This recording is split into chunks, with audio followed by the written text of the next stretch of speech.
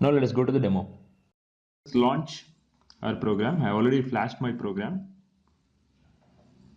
Run your node MCU. You can see the status. I am connected to the network. I've opened Adafruit IO on my mobile. Now let me just play with it. There is GPIO2 and GPIO16. I'll just enable GPIO16. You can see the LED being glowing. GPIO2.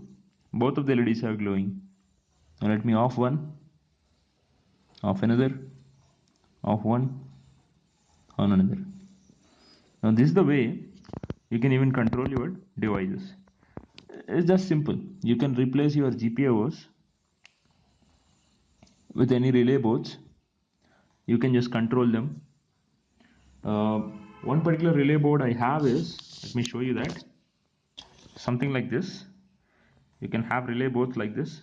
You have your 12 volt supply here which can be connected, and you have your respective GPIOs which can be connected, and you can connect your AC supplies here, and you can control your devices.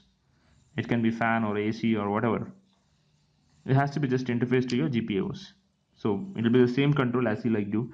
Enabling a GPIO here will control the device there.